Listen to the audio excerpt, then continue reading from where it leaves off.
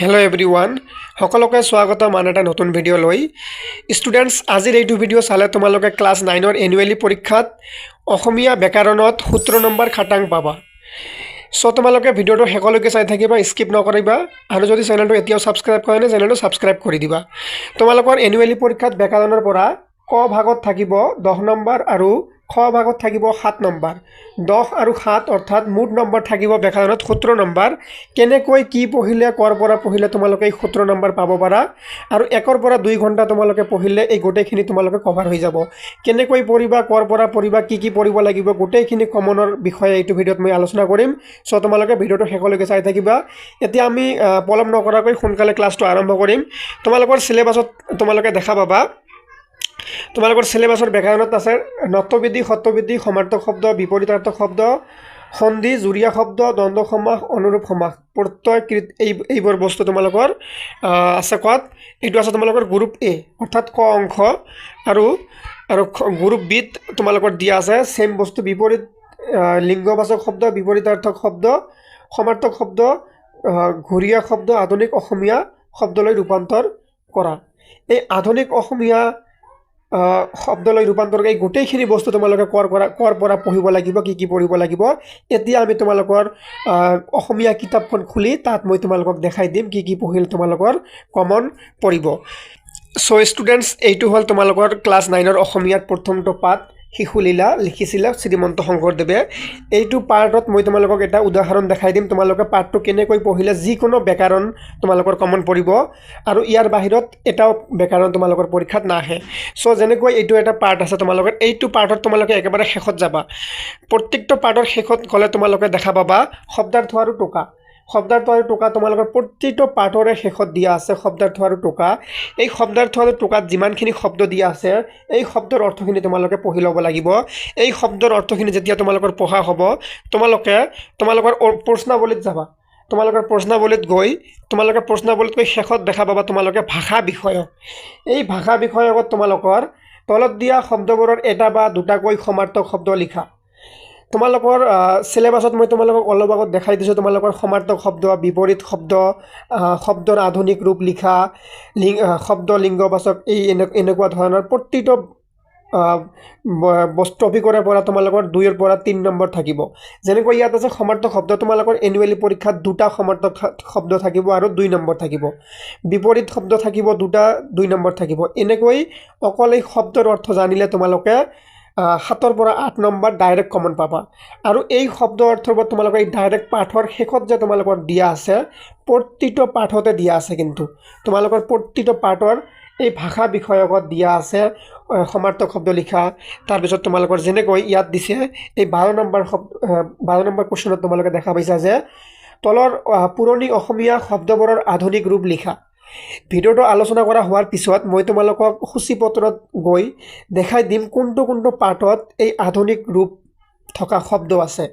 পুৰণি অসমীয়া শব্দ থকা কোনটো পাঠ আছে সেই কেইটা পাঠ মই তোমালোকক দেখাই দিম তোমালোকে সেই কেইটা পাঠ উলিয়াবা আৰু 5 মিনিটৰ ভিতৰত গোটেই কেইটা শব্দ অৰ্থ জানি লবা আৰু তাৰ পৰা 2 নম্বৰ তোমালোকৰ পৰীক্ষাত 100% আহিব এনেকৈ আহিব যে তলৰ পুৰণি অসমীয়া শব্দবোৰৰ আধুনিক ৰূপ লিখা যেনেকৈ আছে তাহাংক নজৰে খসি ৰহিল আশি ভৈলা এনেকুৱা ধৰণৰ বস্তুবোৰৰ আধুনিক ৰূপ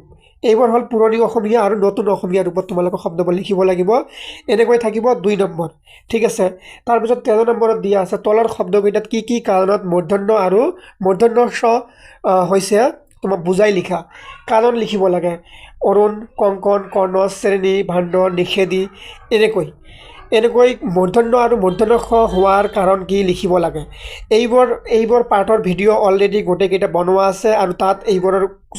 উত্তৰ সলভ কৰি দিয়া আছে তোমালোকে 1 মিনিটৰ কাৰণে তাত যাবা আৰু লিখি লবা এনেকৈ তোমালোকে প্ৰতিটো পাঠ যদি পঢ়ি লোৱা এই তোমালোকৰ প্ৰতিটো পাঠৰ পৰা যেনেকৈ 4টা টপিক আছে এটা আছে বিপৰীত শব্দ সমাৰ্থক শব্দ আধুনিক ৰূপ লিখা বাক্য ৰচনা কৰা তাৰ পিছত তোমালোকৰ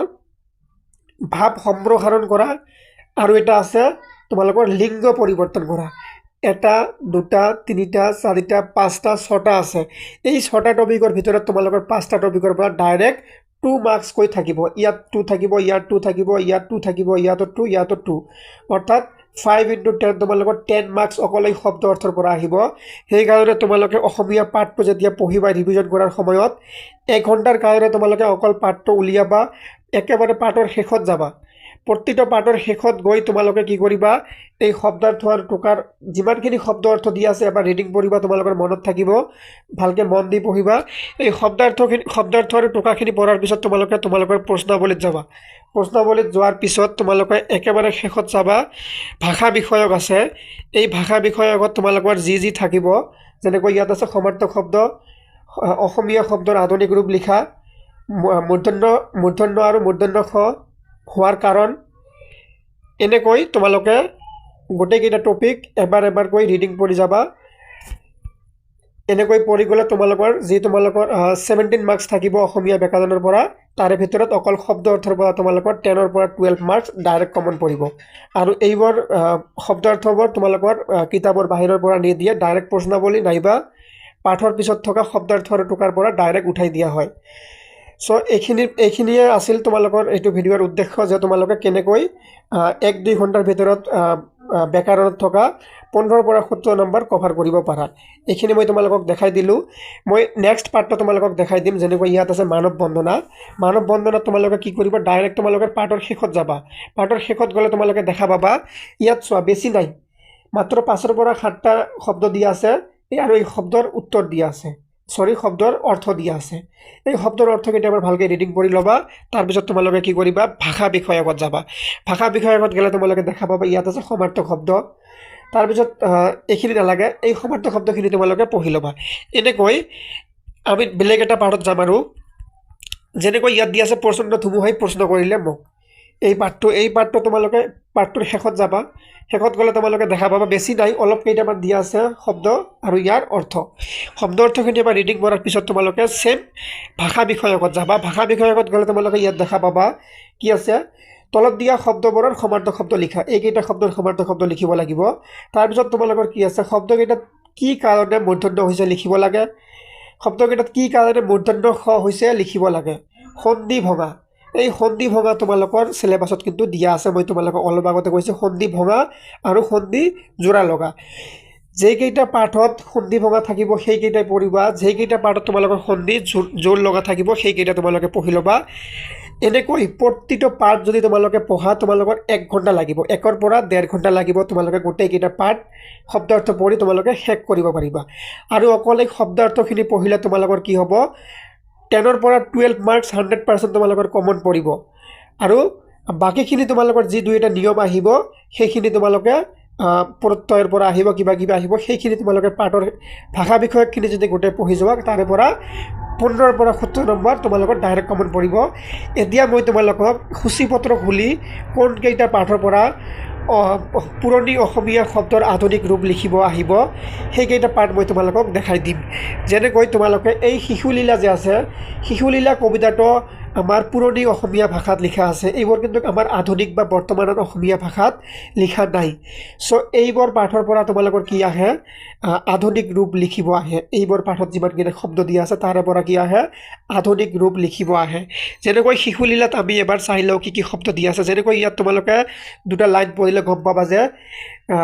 দিনেক যশোদা নন্দজায়া এইবোৰ আমাৰ বৰ্তমানৰ অসমীয়া নহয় এইবোৰ তোমালোকৰ পুৰণি অসমীয়া হয় আৰু ইয়াৰ অৰ্থবোৰ অলপ বেলেগ হয় সেইকাৰণে এইবোৰ পাঠৰ পৰা কি আহে আধুনিক ৰূপ লিখিব আহে যেনেকৈ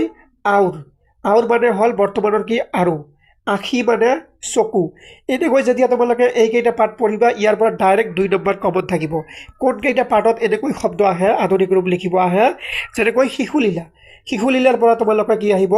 আধুনিক ৰূপ লিখিব আহিব আৰু কোনটো পাঠৰ পৰা আহিব যেনেকৈ তোমালোকৰ মানৱ বন্দনা আছে তাৰপিছত তোমালোকৰ ইয়াত কি আছে অন্ধবিশ্বাস আৰু কুসংস্কাৰ এইবোৰ পাঠৰ পৰা আধুনিক ৰূপ লিখিব আহিব লোক সংস্কৃতি তাৰপিছত হনুমন্তৰ লংঘা দৰ্শন আৰু চোৰ ধৰা মেইনলি তোমালোকে মই কৈ দি আছোঁ তোমালোকে কোনকেইটা পাঠৰ পৰা এই 3টা পাঠৰ পৰা তোমালোকৰ 2টা শব্দ আহিব ডাইৰেক্ট 2 নম্বৰ পাবা শিশুলীলা তোমালোকে দাগ দি লোৱা শিশুলীলাৰ পৰা আধুনিক ৰূপ আহিব এটা আৰু তোমালোকৰ এই হনুমন্তৰ লংঘা দৰ্শন আৰু চোৰ ধৰা এই 3টা পাঠৰ ভিতৰত 2টা পাঠৰ পৰা 2টা শব্দ আহিব আৰু তোমালোকে শব্দৰ আধুনিক ৰূপ লিখিব লাগিব, ডাইৰেক্ট 2 নম্বৰ পাই যাবা। ঠিক এনেদৰে তোমালোকে যদি গোটেই কিতাপখনৰ শব্দাৰ্থ আৰু টোকা আৰু তোমালোকৰ প্ৰশ্নাৱলীত থকা ভাষা বিষয়ক পঢ়ি লোৱা, তোমালোকৰ 1 পৰা 1.5 ঘণ্টাৰ ভিতৰত গোটেইখিনি কভাৰ হৈ যাব। আৰু তোমালোকে পৰীক্ষাত 10 পৰা 15 মিনিট লিখিলে তোমালোকে 10 পৰা 15 নম্বৰ পাক্কা বা খাটাং পাবাই। সো এইখিনি আছিল ভিডিওটোৰ উদ্দেশ্য। ভিডিওটো ভাল লাগিলে লাইক কমেণ্ট কৰি শ্বেয়াৰ কৰি দিবা, আৰু চেনেলটো যদি এতিয়াও ছাবস্ক্ৰাইব কৰা নাই চেনেলটো ছাবস্ক্ৰাইব কৰি দিবা। ধন্যবাদ সকলোকে।